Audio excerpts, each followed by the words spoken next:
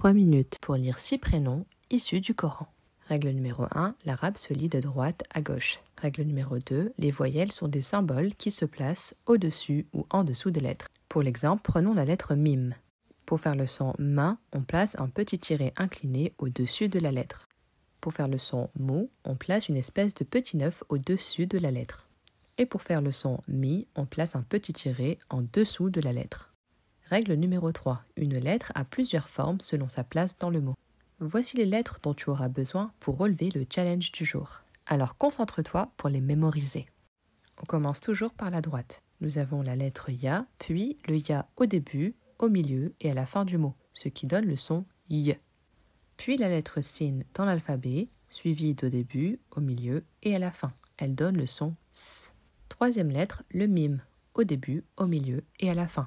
Elle donne le son m. La lettre suivante est le waw, au début, au milieu et à la fin. Elle donne le son w. Enfin, voici les prolongations. Si une lettre est surmontée d'un ou, on peut prolonger ce ou en ajoutant un waw. Par exemple, transformer bou en bou. Avec le ya au milieu, on peut l'utiliser pour prolonger un i. Enfin, le alif maksura s'utilise pour prolonger un a. Mais nous verrons plus tard une autre façon de prolonger le a. Attention, voici le premier prénom.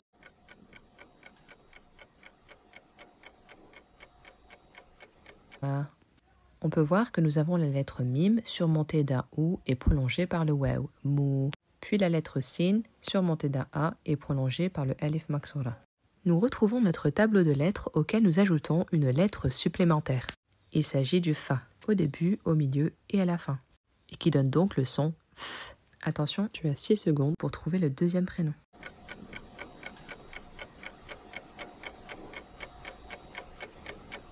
Youssouf.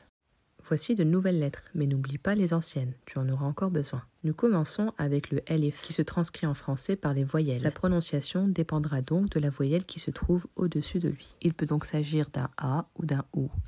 Deuxième lettre, le aïn, qui n'existe pas en français. Nous utilisons donc le 3 pour le transcrire, car il lui ressemble visuellement.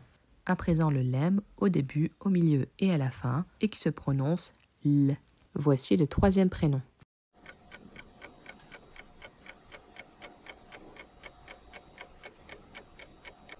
Isa, le prénom de notre prophète Jésus, alayhi salam. Prénom numéro 4.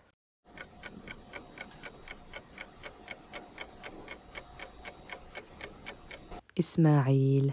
Voici la dernière série de lettres.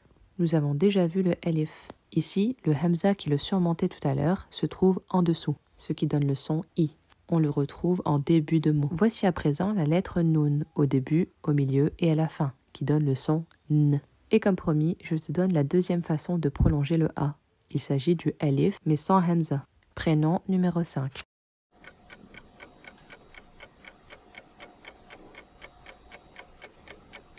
Ilyas. Prénom numéro 6.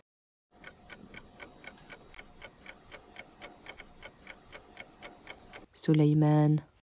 Combien de prénoms as-tu trouvé sur les 6? Dis-le-moi en commentaire. Et si tu le souhaites, tu peux identifier une personne qui porte l'un de ces prénoms. Et si tu veux apprendre l'arabe rapidement et avec une méthode efficace, tu peux accéder à ma formation en cliquant sur le lien dans la bio.